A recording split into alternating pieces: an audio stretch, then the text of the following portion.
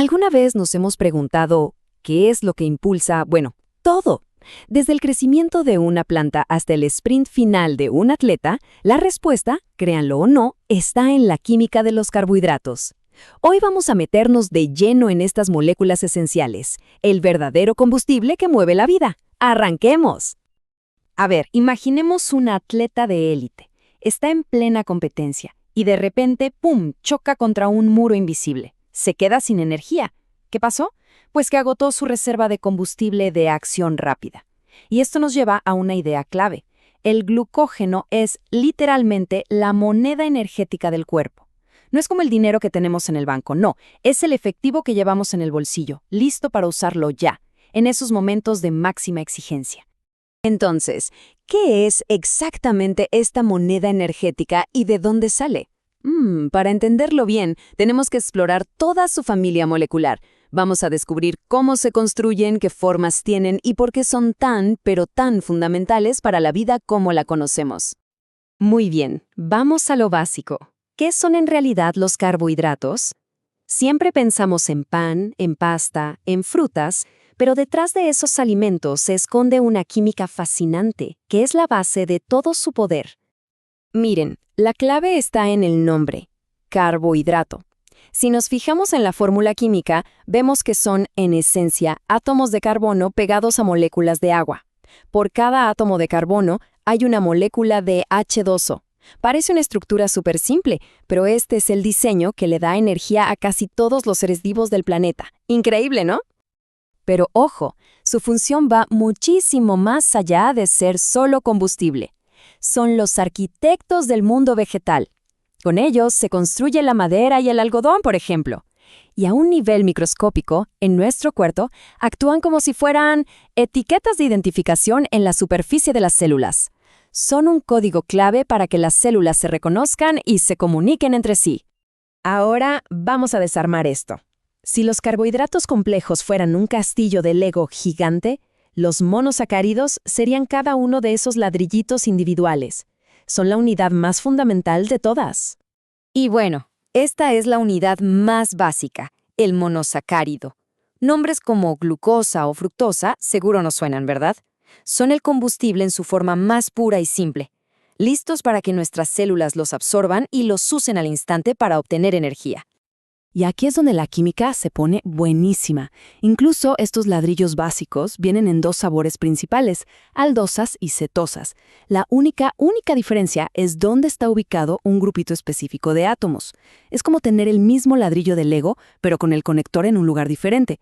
Ese pequeño cambio es suficiente para que la molécula se comporte de una manera completamente distinta.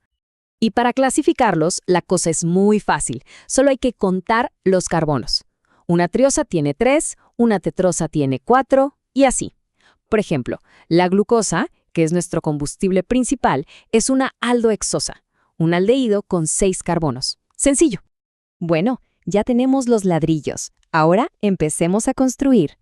¿Qué pasa cuando tomamos dos de estas unidades básicas y las unimos? El resultado es algo nuevo y que probablemente nos resulte muy familiar. El resultado es un disacárido.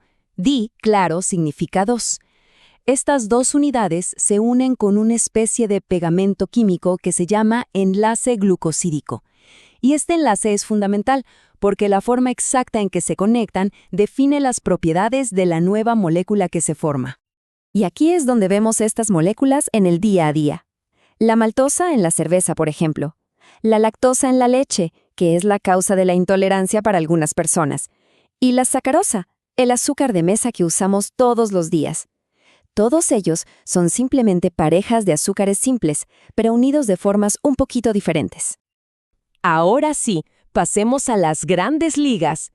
¿Qué pasa si no unimos 2, sino miles de estos ladrillos?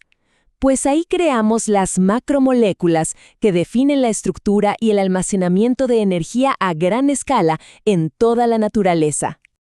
La palabra clave aquí es poli, que significa muchos. Ya no hablamos de parejitas, sino de polímeros gigantes, cadenas larguísimas formadas por miles de unidades.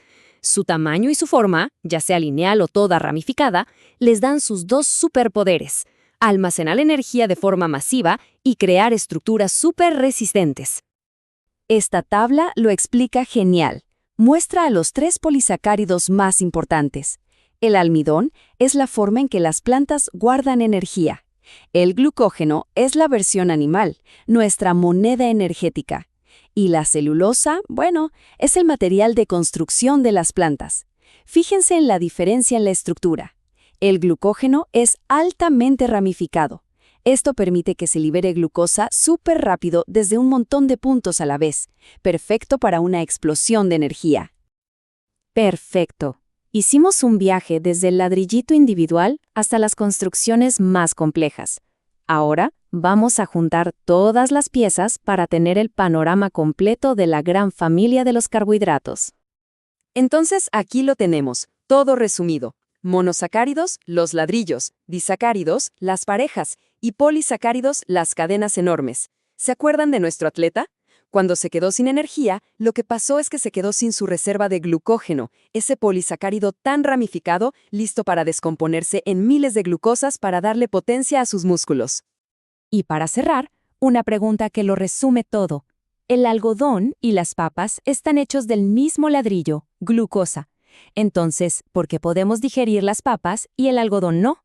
La respuesta está en el pegamento, en el tipo de enlace que une esas glucosas.